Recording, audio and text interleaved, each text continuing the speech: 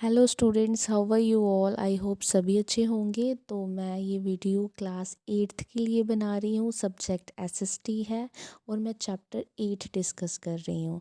और सिविक्स का जो चैप्टर 12 है वो मैंने डिस्कस कर दिया है। अब मैं 8th कर रही हूँ और 1 बाय 1 सारी वीडियोस अपलोड कर दूँगी ताकि बच्चों को हेल्प मिल जाएगी। और जो क्लास 8th है बच्चे, उनके पास कम टाइम बचा है, तो आई होप मेरी वीडियोस उनके लिए हेल्पफुल होंगी। तो जितना हो सके उतनी मेरी वीडियो को शेयर कीजिएगा और मेरे चैनल को सब्सक्राइब कीजिए। तो लेट्स स्टार्ट। मैं चैप्टर को इम्पॉर्टेंट चीज़ें डिस्कस करूँगी ताकि आपका भी टाइम ज़्यादा वेस्ट ना हो और मैं भी जल्दी जल्दी सिलेबस को कवर कर दूँ।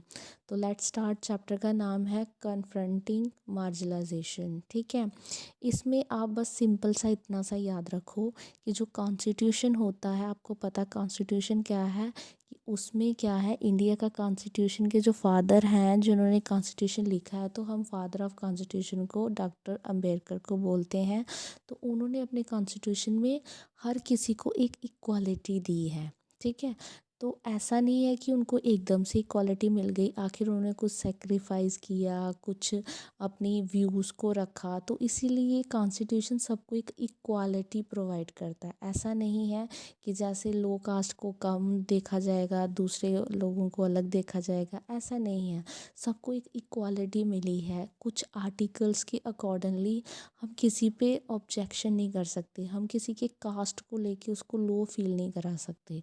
तो इस चैप्टर में हम सिर्फ यही पढ़ेंगे। ठीक है, तो इसीलिए इसका मेन यहाँ पे जहाँ मेरा पॉइंटर जा रहा है उस चीज़ को देखो कि इस चैप्टर में हम वो चीज़ें पढ़ेंगे कि कैसे कैसे इंडिविजुअल होता है, एक पर्सन है, उसने कैसे कैसे चैलेंजेस को क्या किया है, कैसे फेस किए हैं, क्या क्या उनको चैलेंजेस देखने पड़े हैं, किसके रिलेटेड, इन इक्वालिटी, मतलब उनको बराबर नहीं समझा जाता था एक सोसाइटी में। जैसे आदिवासी, आदिवासी कौन होते हैं? जो जंगलों में रहते हैं। जब उन्होंने भी सिटीज़ में आना स्टार्ट कर दिया तो लोग उनको एक्सेप्ट नहीं करते थे। तो उन्होंने कहा कि हमें भी ये हक मिलना चाहिए, हमें भी राइट मिलना चाहिए ताकि लोग हमें कुछ वैल्यू दें।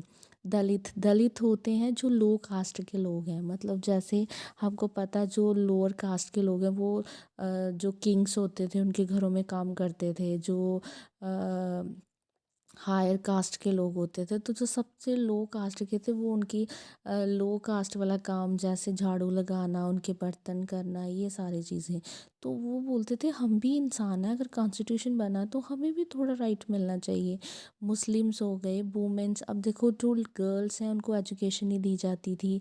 अगर किसी की मतलब अगर किसी वाइफ़ का हस्बैंड को मार दिया जाता था, अगर जहाँ मतलब वो मर जाता था तो उसकी वाइफ़ को भी साथ में मार दिया जाता था। रीज़न जैसे सती सिस्टम, कि अगर उसके हस्बैंड की डेथ होगी उसको कोई हक नहीं है जीने का, उसको भी मार दिया जाएगा। तो ऐसे बड़े सारे सोशल ईवल्स थे जो कहीं ना कहीं वुमेन्स को क्या करते थे, एक इक्वल वैल्यू नहीं देते थे। तो ये सारे एफर्ट्स लगे और उनको एक वैल्यू मिली, राइट मिला, तो उन्हें भी एक इक्वालिटी मिल गई। तो इस चैप्टर में हम यही पढ़ेंगे। ठीक है, इवोकिंग फंडामेंटल राइट्स। अब कॉन्स्टिट्यूशन पता है आपको, आपने फर्स्ट चैप्टर में तो पढ़ा होगा कि कॉन्स्टिट्यूशन कैसे बना, उसके प्रिंसिपल वगैरह सब कुछ। तो कॉन्स्टिट्यूशन एक इक्वालिटी प्रोवाइड करता है, बस इतना याद रखिए। जो मैंने ग्रीन से किया है वो सारे बच्चे अपनी अपनी बुक्स में वो चीज़ें पढ़ लेना, उसी के रिलेटेड फिलअप्स हो सकती है, एमसीक्यूज हो सकता है, या अगर आप क्वेश्चन भी कर रहे हो तो आपको थोड़ा बहुत उसका आइडिया होना चाहिए। तो उसमें मेन है, मेन आपने क्या याद रखना है, आर्टिकल 17। जो आर्टिकल 17 है कॉन्स्टिट्यूशन का, वो क्या रिप्रेजेंट करता है, अनटचेबिलिटी। जैसे जो लो कास्ट के लोग हैं, बड़ी कास्ट के, उनको टच नहीं करते थे, मतलब छुआछात करते थे उनके, मतलब अगर उन्हें किसी चीज़ को हार्ड टच कर दिया था वो उसको यूज़ ही नहीं करते थे।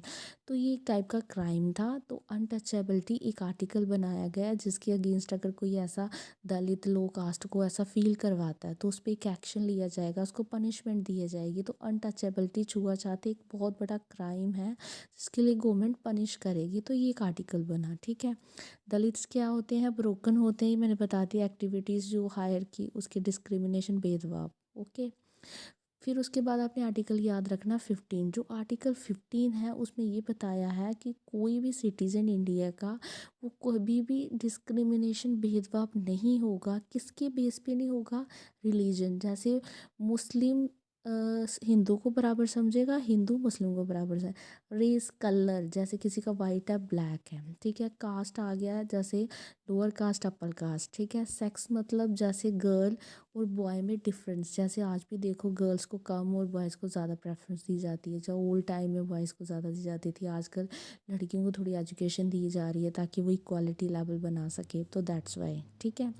फिर उसके बाद प्लेस ऑफ बर्थ, जैसे उसका कहाँ जन्म हुआ, अगर उसकी लो कास्ट में हुआ तो कहीं ना कहीं वो उसको इफेक्ट करती है, या मतलब वो पुअर विलेज में पैदा हुआ है या कुछ भी ऐसा हुआ, उसका कलर नहीं अच्छा, तो इस पर कोई ऑब्जेक्शन नहीं कर सकता। तो आपने याद रखना आर्टिकल 17 और एक आर्टिकल 15, क्लियर। उसके बाद आ जाओ नीचे।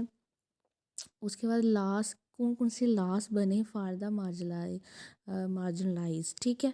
अब आपको पता है कोई भी चीज़ को, जैसे मैंने अनटचेबल, तो हर किसी का एक अलग अलग आर्टिकल बना, उसके अकॉर्डिंगली ही उसकी पावर है, बस इतना याद रखो, ठीक है।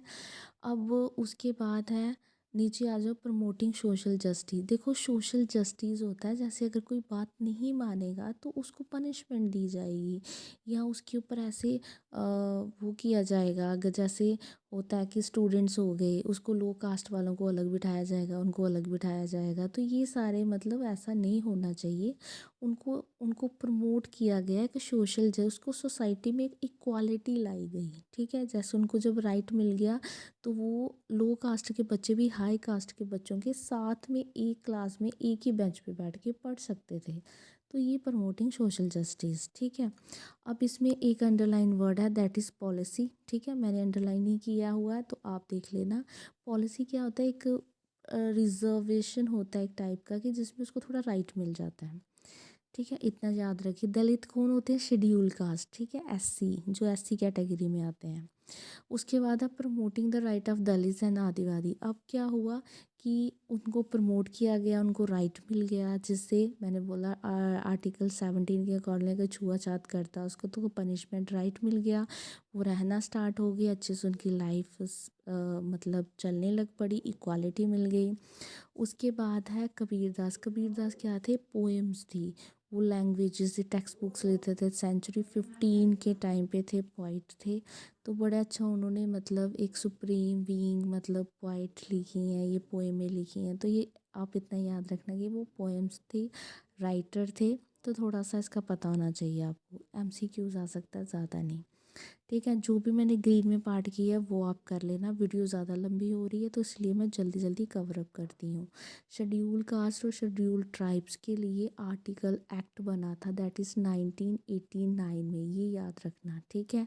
उसके बाद तो जो ग्रीन में किए हैं बस आपने वो याद रखने हैं। देखो थ्रू आउट द 1917 और 1980 में आदिवासी जो पीपल थे वो सक्सेस हो गए, किसके लिए, कि हमें भी हक चाहिए, हम भी सोसाइटी में रह सकते हैं, तो गवर्नमेंट ने उनको अलो कर दिया, ठीक है, उनको भी राइट्स मिल गया।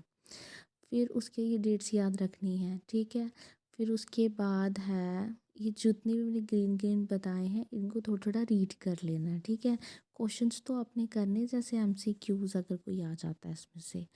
उसके बाद है लास्ट, आदिवासी की डिमांड थी और जो एक्ट बना 1989 में, उसमें क्या हुआ, उनको इम्पोर्टेंस दे दी गई और उनको एक राइट दे दिया गया कि उनको भी जैसे सोसाइटी में लैंड मिलेगा, वो घर बना सकते हैं, ट्रेडिशन फॉलो कर सकते हैं, अच्छे से रह सकते हैं, ठीक है। तो दैट्स ऑल। इसमें जो मैंने ग्रीन के क्वेश्चन 1 2 3 दिया हुआ है इसको अच्छे से लर्न कर लेना, और उसके बाद नीचे इसके पॉइंट्स हैं, इनको डेफिनेशन को अच्छे से कर लेना।